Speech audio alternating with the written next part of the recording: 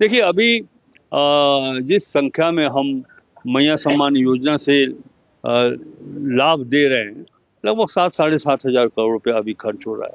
और जब ये हम 2500 2,500 रुपया देंगे तो अब ये राशि बढ़ के संभवतः 18 हज़ार करोड़ की हो जाएगी। राधा जी एश्योर करेंगे कल्याण विभाग को कि आप संख्या मत घटाइए लाभान्वितों का, हम पैसा लेकर आएंगे, कहीं से भी लेकर आए। कहीं से लेके आने की जरूरत क्या है? हम अपने सिस्टम को, रेवेन्यू कलेक्शन सिस्टम को इतना मजबूत करेंगे कि पैसा आएगा।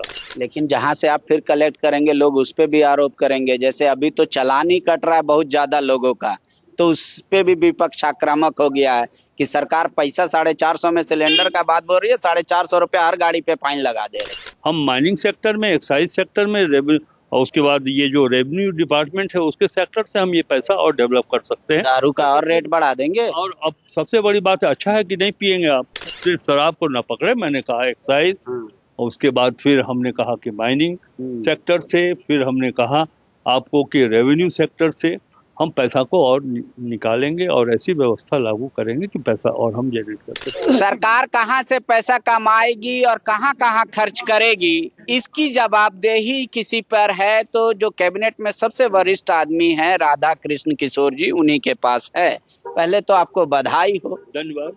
आपका लोग लास्ट टर्म मान रहे हैं और ये अल्टीमेट विदाई है आपके लिए। पिछले वित्त मंत्री भी कांग्रेस से थे, शानदार चलाया उन्होंने। सिंकिंग फंड भी आरबीआई में 1200 करोड़ रुपया जमा किया, कर्ज लिया भी नहीं, कर्ज वापस भी किया। लेकिन इस बार सरकार बांटने में ज्यादा दिलचस्पी रख रही है। 1 किलो की जगह 2 किलो दाल मिलेगा, 1000 मैया योजना के जगह 2500 मिलेगा। तो राधा जी क्या इसकी तैयारी कर लिए? ये पेंसिल तो बता रहा है कि आप तैयार हैं, आपके पॉकेट में पेंसिल ये बता रहा है कि आप शुरू दिन से ही तैयार हैं। तो उतना पैसा क्या आपने कुछ जोड़ा है? मोटा मोटी कितना हर महीने आ रहा है एक्स्ट्रा बर्डन? देखिए, सबसे पहले तो एक कॉन्सेप्ट जो लोगों के मन में है कि ये रेवड़ी बांटा गया है, ये रेवड़ी नहीं बांटा गया है। ये श्रम का दिया, ये श्रम सम्मान भी है और उनकी आवश्यकता के अनुसार ये पैसे उनको दिए गए। जहां तक रेवड़ी बांटने का सवाल है तो केंद्र सरकार इस बात का उत्तर करेगी कि उन्होंने जो गैस और चूल्हा दिया था वो आज कहां पड़ा हुआ है।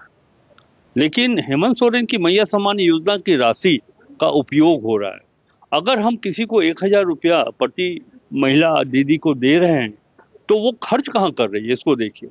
वो खर्च हो रहा है उसी एरिया में, और जब वो खर्च उस एरिया में हो रहा है तो जो कोई चीज दीदी, लाभान्वित दीदी को दे रही है तो उससे जो इनकम जनरेट होता है तो वो तो अंतिम रूप से राज्य सरकार के पास ही पैसा आना है। इसलिए आप इसे एक रेवड़ी वाली योजना ना कर सकते हैं। और सबसे बड़ी बात है कि इस राशि को और बढ़ाने की बात की जा रही है, 2500 रुपया प्रति लाभान्वित प्रति माह। तो देखिए इसका एक उपयोग होगा। वो महिलाएं को अगर दवा की जरूरत है तो दवा खरीद सकती हैं। उन महिलाओं को अगर न्यूट्रिशन वाली, पैसे की जरूरत तो है, आपके पास पैसे हैं कि नहीं, ये है सब।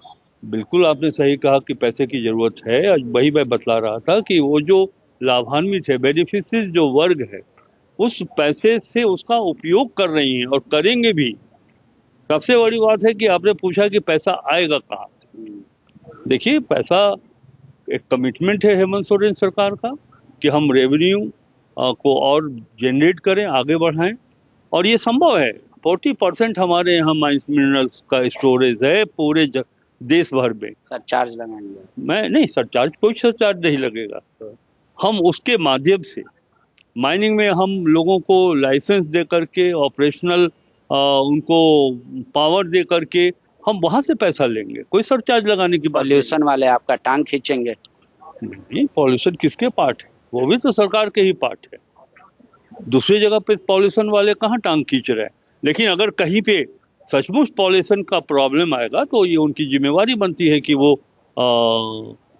बताएंगे कि हाँ साहब, इससे, इसकी स्थापना से ये परेशानी होगी, इस संस्था के चलाए जाने से ये परेशानी होगी, ये वो देखेंगे। आपने अभी तक क्या अगर अध्ययन कर पाया हो, पेंसिल है तो लग रहा है कि आप तैयार हैं फर्स्ट डे से। तो ये मेरा है कि अभी क्या खर्च हो रहा है मैया सम्मान में और आगे क्या खर्च हो सकता है, कितना है? सबसे पहले तो आपको हम बताएं कि ये पेंसिल मैं निकाल देता हूँ। आपने कहा कि पेंसिल है तो आपको जानकारी होगी। नहीं नहीं, ये बिना तैयारी है कि बिना बिना वित्त सीए सब कोई पेंसिल बिना, रखता है बिना तभी। पेंसिल के ही मुझको कुछ बातों की जानकारी है, और आगे भी जो जानकारी होगी वो कलम और पेंसिल की आवश्यकता मुझे नहीं पड़ने वाली है। देखिए अभी जिस संख्या में हम मैया सम्मान योजना से लाभ दे रहे हैं, लगभग 7-7.5 हजार करोड़ रुपया अभी खर्च हो रहा है।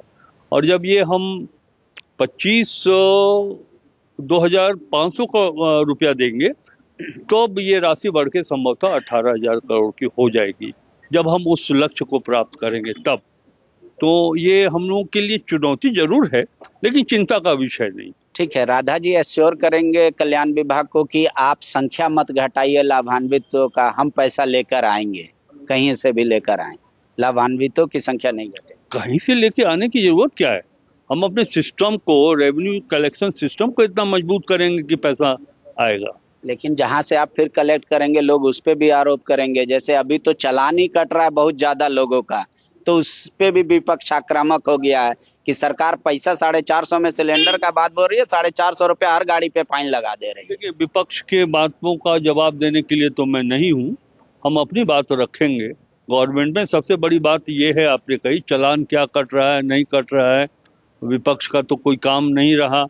और विपक्ष जो कहता रहा कि उनके नेतृत्व के पास 56 इंच का सीना है, लेकिन 56 इंच का सीना तो हेमंत सोरेन के पास है, जो 56 की संख्या में सदस्यों को जिता करके लाया। इंडिया गठबंधन के नेताओं के पास ये 56 इंच का सीना है। देखिए मोटी मोटी बात यह है कि ये पैसा आएगा कहाँ से?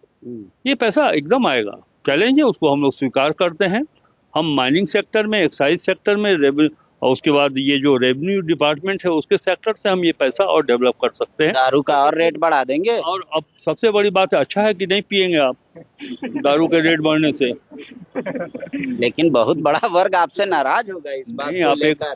और देखिए उससे ब्लैक मार्केटिंग भी बढ़ेगी, बंगाल में शराब सस्ता है, यूपी में शराब सस्ता है। मान्यवर आप एक बात की जानकारी ले लीजिए कि 2018-19 में शराब से इस राज्य को 1,000 करोड़ रुपए का रेवेन्यू मिलता था, और दूसरे वर्ष एक कमिटमेंट आया तो दूसरे वर्ष 2,000 करोड़ रुपए का रेवेन्यू मिलने लगा।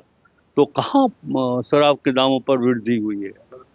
तो कोई वृद्धि नहीं होगी। वो होगा, आप सिर्फ शराब को न पकड़े। मैंने कहा एक्साइज, और उसके बाद फिर हमने कहा कि माइनिंग सेक्टर से, फिर हमने कहा आपको कि रेवेन्यू सेक्टर से हम पैसा को और निकालेंगे और ऐसी व्यवस्था लागू करेंगे कि पैसा और हम जनरेट कर सके।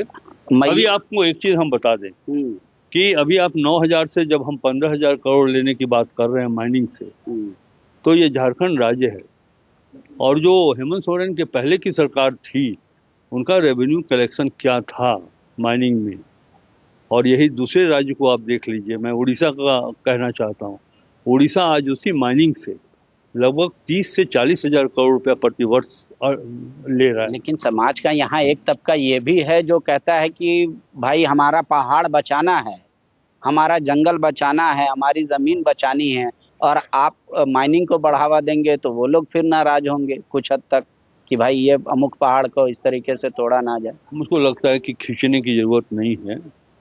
आप अपने प्रश्नों के माध्यम से खींचने का प्रयास कर रहे हैं। कहाँ लोग कर रहा है? सब कोई चाहता है, सब कोई को रोड चाहिए, बिजली चाहिए, अनाज चाहिए, रोजगार चाहिए, तो वो तो पैसा कहीं ना कहीं से तो आएगा ही। अब आप उनको प्रवोक मत करिए कि पहाड़ नहीं खोदेगा। ठीक है, एक आखिरी सवाल है मेरा, कुछ ले लेते हैं। 450 में सिलेंडर है, मुफ्त में गाड़ी पे चढ़ने का सुविधा है, ग्राम गाड़ी योजना।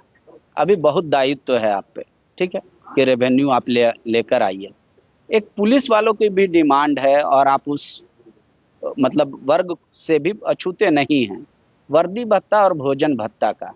तो क्या राधा कृष्ण किशोर का भले ही वो डिपार्टमेंट ना हो, लेकिन पुलिस कर्मियों को ये एश्योरेंस दे सकते हैं कि सरकार उस पर भी बहुत गंभीरता पूर्वक विचार करेगी? देखिए कोरा एश्योरेंस देने की जरूरत नहीं है।